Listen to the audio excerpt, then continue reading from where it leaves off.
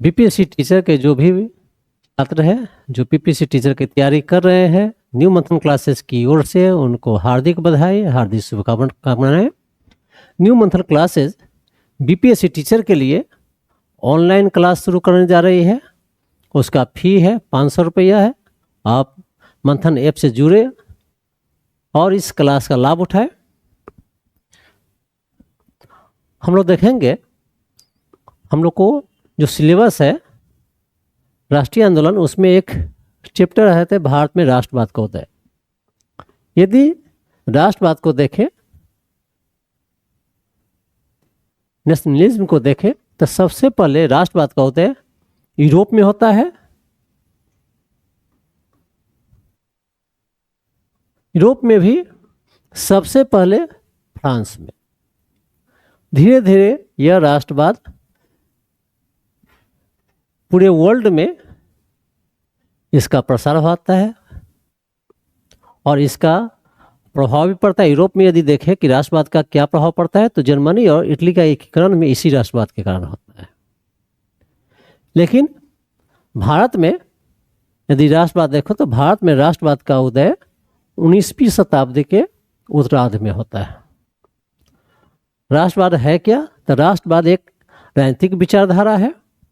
जब किसी एक क्षेत्र विशेष के लोगों में एकता और एक देश के नागरिक होने की भावना जब पैदा होती है, तो इसे हम लोग राष्ट्रवाद कहते हैं।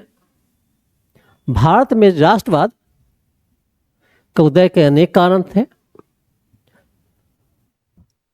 उसमें जो सबसे प्रमुख भूमिका निभाया, जो सबसे प्रमुख कारण है, वह ब्रिटिश सरकार की शासन है।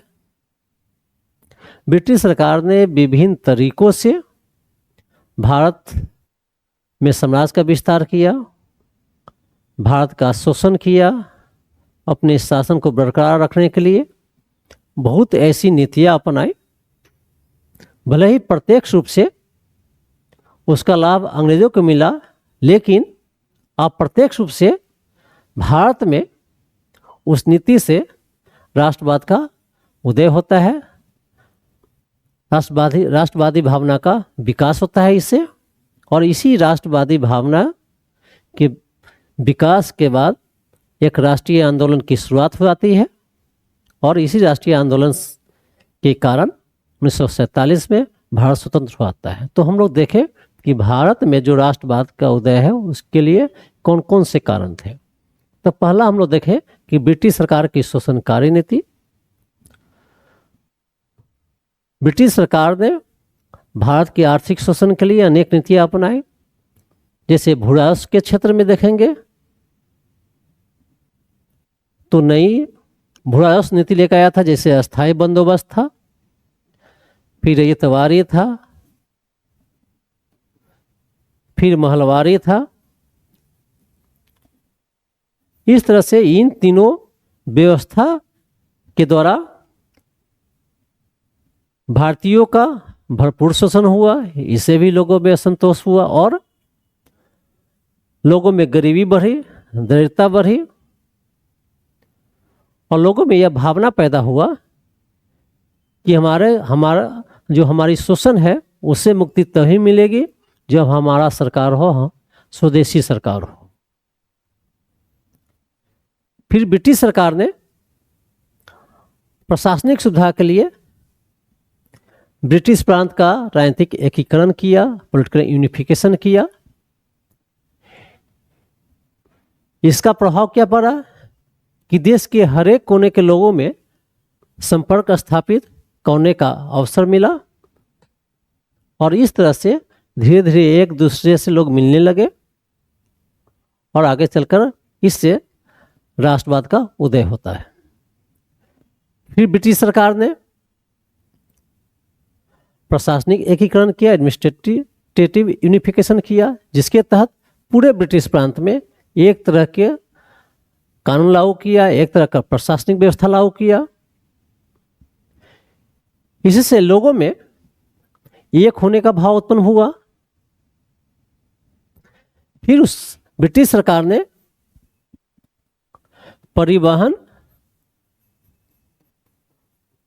और संचार के साधनों का विकास किया, संचार के साधन को बढ़ावा दिया।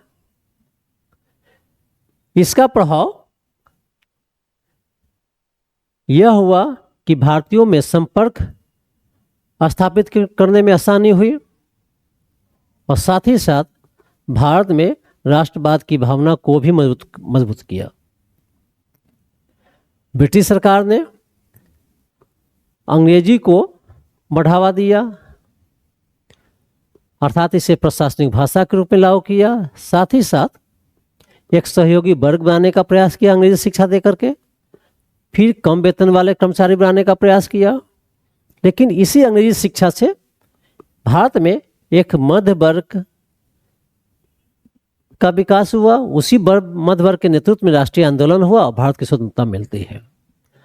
अंग्रेजी शिक्षा से एक तो मध्य वर्ग का उदय हुआ ही, दूसरा यह एक संपर्क भाषा के रूप में भी कार्य किया, अर्थात भारत के सभी कोने के लोगों के बीच में विचारों के आदान प्रदान में एक संपर्क भाषा का कार्य किया और इस तरह से लोगों में संवाद स्थापित करना आसान हो गया और इससे राष्ट्रीय भावना मजबूत हुआ। आधुनिक समाचार पत्रों का भी संपादन हुआ और आधुनिक समाचार पत्र ब्रिटिश सत्ता का जो चेहरा था उसका उजागर किया और भारतीयों में राष्ट्रीय भावना को मजबूत किया। जैसे इंडियन मिरर है, बंगाली है, केसरी है, मराठा है, इन सभी पत्रिकाओं ने, इन सभी मैगजीन ने ब्रिटिश सत्ता के चाल और चरित्र को उजागर करके भारतीयों में राष्ट्रीय भावना जगाने का कार्य किया जाए। फिर इसी बीच जो राष्ट्रीय पाश्चात्य विचारक थे, यूरोपियन विद्वान थे, स्कॉलर थे, जिसमें विलियम जोन्स है, मैक्स मूलर है, इन विद्वानों ने भारतीय संस्कृति का प्रशंसा किया और इससे क्या हुआ कि भारतीयों में आत्मविश्वास उत्पन्न होता है और यह आत्मविश्वास भी राष्ट्रवादी भावना को जागृत करने में, उसको बढ़ावा देने में योगदान दिया। भारत में सामाजिक धार्मिक सुधार आंदोलन किए जाते हैं भारतीयों के द्वारा, सुधारवादियों के द्वारा। इस सामाजिक धार्मिक सुधार आंदोलन ने भारतीय संस्कृति के जो आंतरिक दोष थे उसको दूर करने का प्रयास किया। इससे लोगों में आत्मविश्वास पैदा होता है और राष्ट्रवादी भावना को इससे बढ़ावा मिला। आगे चल करके अंग्रेज अधिकारियों की जो प्रतिक्रियावादी नीतियां थी, रिएक्शनरी एक्ट था, उसके कारण भी राष्ट्रवादी भावना को बढ़ावा मिलता है, जिसमें लिटन था। लिटन ने वर्नाकुलर प्रेस एक्ट 1878 में लाया। इसके माध्यम से भारतीय भाषाओं में जो मैगजीन छप रहे थे, अखबार छप रहे थे, उसको प्रतिबंधित करने का प्रयास किया। इसके तहत अंग्रेजी भाषा भी प्रभावित हुआ और हिंदी भाषा भी प्रभावित हुआ। फिर लिटन के द्वारा आर्म्स एक्ट 1879 में लाया गया। इसके तहत निजी हथियार को रखने पर प्रतिबंध लगा दिया गया। फिर इसी तरह से 1877 में ICS की भर्ती में भारतीयों की आयु 21 वर्ष से घटाकर 19 वर्ष कर दिया गया, अर्थात इतना कम कर दिया गया ताकि भारतीय शिक्षित युवक ICS की परीक्षा में भाग नहीं ले सके। इससे भी लोगों में असंतोष उत्पन्न होता है। फिर इसी तरह से लॉर्ड रिपन के द्वारा इल्बर्ट बिल लाया जाता है और इल्बर्ट बिल के द्वारा जो भारतीय जज थे उसको यह अधिकार दिया जाता है कि जो यूरोपीय नागरिकों पर मुकदमा चल रहा है उसका सुनवाई कर सके। लेकिन यूरोपीय लोगों ने संगठित होकर के इसका विरोध किया और अंत में इस बिल को वापस लेना पड़ा। इस जो श्वेत विद्रोह था, यूरोपीय लोगों के द्वारा, अंग्रेजों के द्वारा जिस तरह से इल्बर्ट बिल का संगठित होकर के विद्रोह किया गया, उसे भारतीयों में यह संदेश गया कि हमें यूरोपीय बराबर नहीं मानते हैं, अंग्रेज हमको बराबर का दर्जा नहीं देते हैं।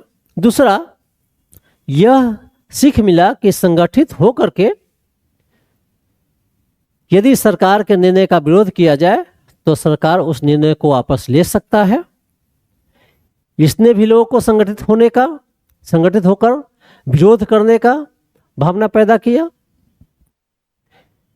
इन्हीं परिस्थितियों के आलोक में भारत में राष्ट्रवादी विचारधारा का उदय होता है। इस तरह से आगे चल करके यह धीरे धीरे मजबूत हुआ और भारत को 1947 में स्वतंत्रता हासिल हो जाती है।